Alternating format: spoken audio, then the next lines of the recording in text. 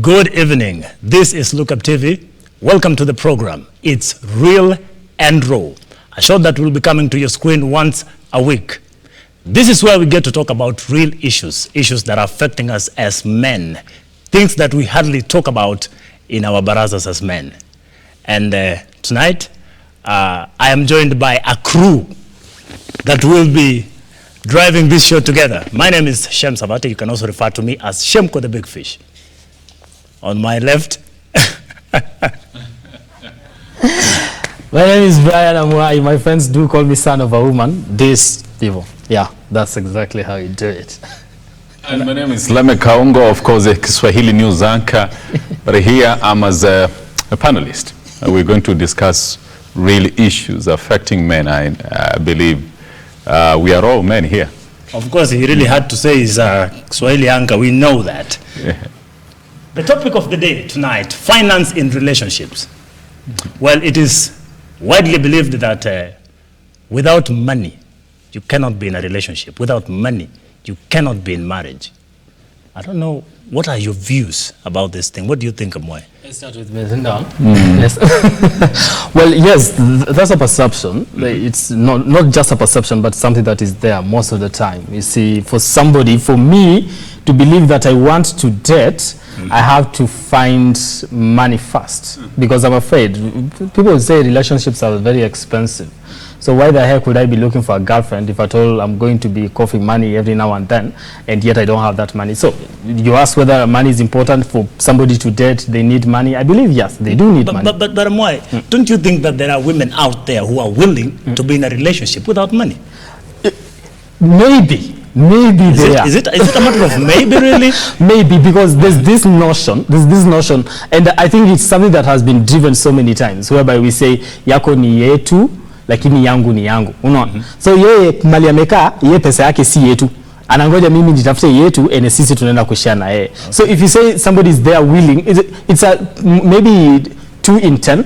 You can get that, but not just sitting around and waiting at it. Somebody is very successful, she's a woman, she's worked for her money, Miss Independent and all that, and they're waiting for you to come there and say, okay, sir, since you're gonna pesa, let's get into this relationship and I'm going to finance you. No.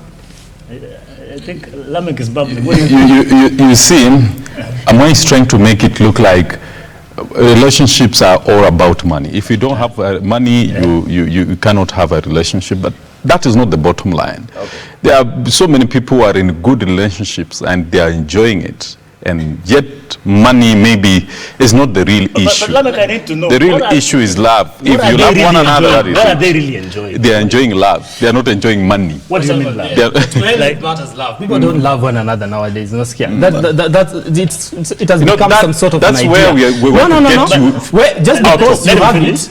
Just because you have it doesn't mean everybody else has it. No.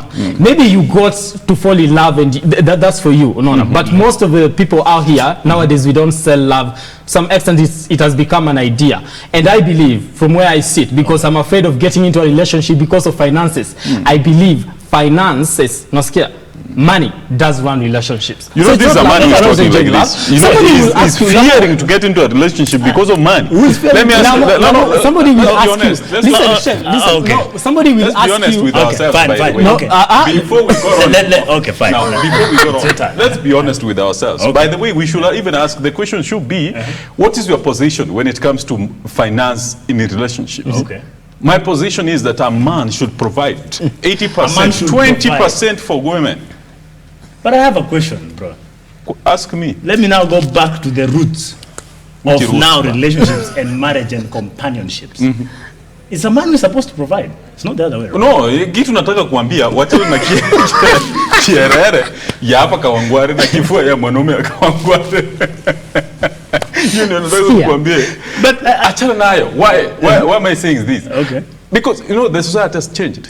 Wacha kuwa na ile kusema eti mwanaume ndio peke yake anafaa kupeana pesa kwa nini. But I need to know, the society has ya katari ndogo na jumla anataka kuprovide wewe na mwanamke yuko kwa nyumba. Listen, Lamek. Ama you have a girlfriend or something like that. You saying that the society has changed. That is in general. What exactly has changed?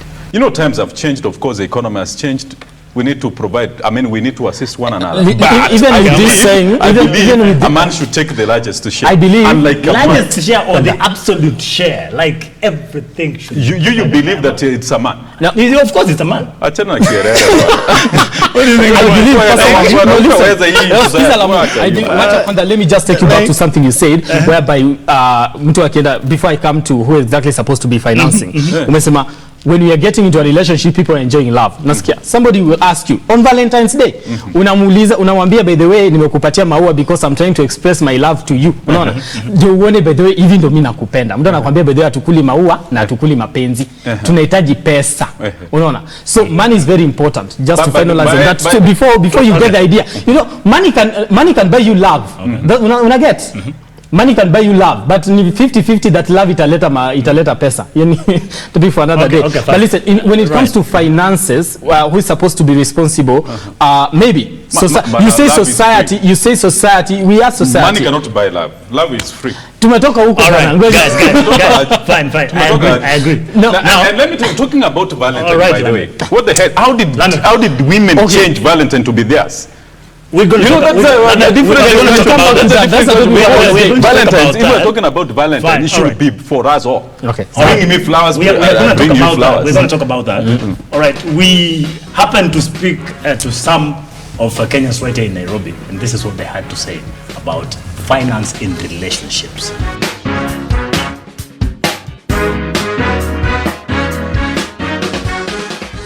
Mwanaume anastahili kusaidia familia yake akiwa peke yake. Provider ni sisi wote wawili.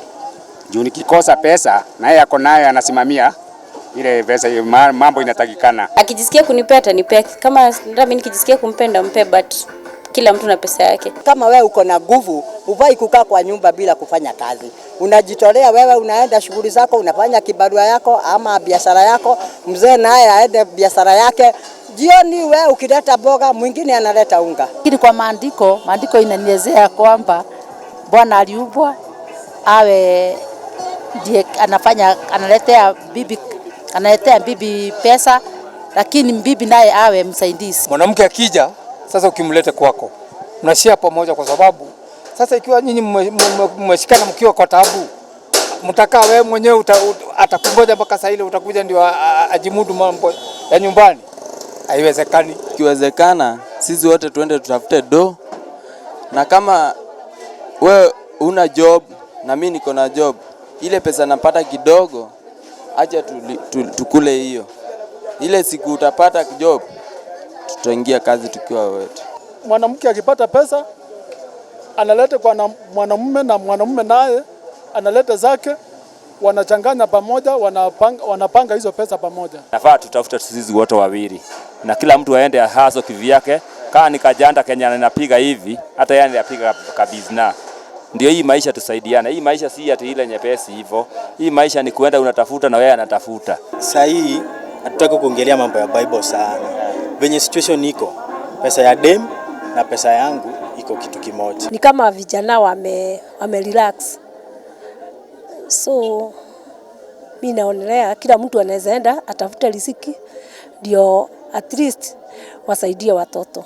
It's everyone who is supposed kutafuta do. See ati it's one sided, because kwa relationship ni the both of us. Juu sasa hivi venye economy iko na venye life inaenda, hakuna venye mse mmoja utakuwa unamlalia hii side na mwingine ana relax. So si wote tujitume, tulete kitu moja kwa table juu. Sasa si wote tutakuwa tunajiuliza at the end of the day, what do you have to bring on the table? Unaona? Welcome back to the show. It is Real and Raw in case you're just joining us, and this is Look Up TV. Now, Lamek, I need to know something. No, shame. I just need... I haven't put up my point across. Put your point. In regards to who exactly is supposed to be financing in a relationship. I'm saying, this the thing.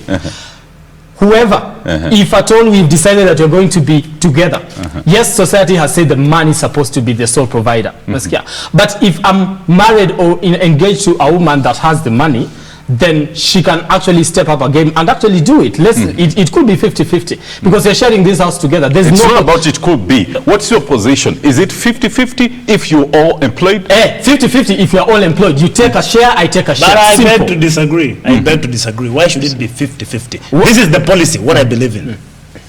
man's money is our money. Me and my family, my woman, and it is our money. But a woman's money, it is her money. Now, the only point where I can have money from my woman, it is only by borrowing, and I pay back. That's how it's supposed to be. It is not ego. It's not like I feel like I'm more man. Like, no, it's not like that. No, you know, I agree with you to some extent. But you see, not fully. Let me ask you, if, for example, you are earning 20,000 and your wife is earning 150,000, okay, and you say that your 20,000 is for what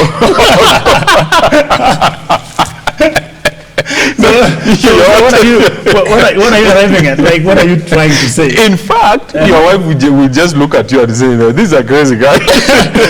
Okay, fine. No problem with that. But when that person fell in love with you, you were not crazy, were you? You were not. You were not crazy. So how do you become crazy by earning 20,000 shillings? Like how? But you see, your 20,000 cannot fully satisfy the family. You will live to your limit. I mean, you will tell your wife to make sure that she lives within 20,000, and yet she's able to get under the 50,000. That is where we get the problem. Get a Mabati house in I want us to differentiate ego and money. That is where we get the problem. Let's get a more. And also, when I say it's supposed to be 50-50. You see, you have a woman that is earning 100,000, and you yourself, you're earning 20,000. Of course, if you want to go by the standard of the kind of life she wants to live, your 20,000 is not going to sustain you. Yes. So if she wants that kind of life and she can be able to sustain it with her money, then she's going to pay. We move in. Nisawa. I have this question. Let me just give you another example whereby you have a wife.